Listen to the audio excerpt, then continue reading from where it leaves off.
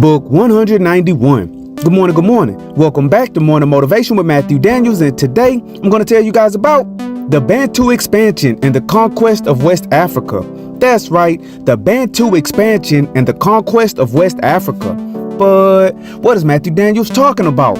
A long time ago, a young man went to the grand historian of his town and inquired of him about the distant past. This man, who was one of my ancestors no less, had recently been informed by a DNA company that he descended from a race of people now known as the Proto-Bantu speaking group. Because of this, he wanted to know the history of these peoples and how they came to inhabit the lands now known as West and Central Africa. Humbly standing in the home of the grand historian, the young man said, "I would like to know the history of my ancestors." Looking at the young man with a smile on his face, the grand historian asked him a few questions about what he already knew of his ancestry. Then he consulted his vast records to provide him with a suitable answer. A long time ago, the grand historian began, one of your ancestors lived in the land they now call Liberia today. Like you, this man was intrigued by the distant past, so he would often go around digging in various places, hoping to make an archaeological discovery that would shed light on the history of his ancestors. The grand historian went on to explain that one day while digging, the man discovered a tomb with small bodies in it. These bodies were smaller than regular men, and their skulls were shaped slightly different. Thinking about the stories he heard from the elders, he soon realized that the tomb was the tomb of the Panani. The Panani, it was said, was a race of small beings who had descended directly from the gods, and they inhabited and ruled the land before modern humans migrated to West Africa. It was said that the Panani were a race of sorcerers and magicians who could manipulate the physical world around them by dancing and chanting. The man searched the tomb for several days, and he found many grave goods buried within it. One thing he found stood out more than others. It was a necklace with a green amulet on it.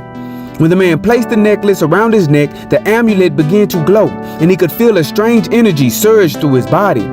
Instantly, he was filled with the spirit of the Panani, and he intuitively knew how to dance and chant like the gods themselves. He then used these powers to become king over his people, and he set out to make himself king of all surrounding lands. His tribe then marched out, and they made quick work of all other tribes in the area, and within a few years he had conquered much of West and Central Africa and created an empire that was never seen in that region before. Soon, all tribes spoke a dialect of their native language, and the culture of his people became a shared culture amongst all. And that, the grand historian said, that is how your people came to dominate that region. It is because of the magic of the Panani. Astonished, the young man went home and pondered on these things. And so, the morning motivation of today is the Bantu expansion and the conquest of West Africa. There is a cruel game being played on the people of planet Earth. This game is designed to misinform you about who you truly are and what you are actually capable of. They succeed at this by lying to all of you about what you are and what you have done in the past. Indeed, the human mind can be locked in a box of possibilities based on what the mind thinks is plausible or possible. There are those on earth who were born with a special purpose, and our purpose is intricately tied to the purpose of our ancestors. If someone can lie to you about your past, they can in essence determine your future. Today, I want you to consider that you descend from the most powerful beings who have ever existed, and I want you to know that you can manipulate this physical world with your thoughts and your words. If you truly believe it, you can truly achieve it. So today, become the best version of yourself and always strive to do that which is good. And remember, you are awesome, you are amazing, you are wonderful, and you are great. And you are going to change the world. I just hope I'm still alive to see it, family. I'm out.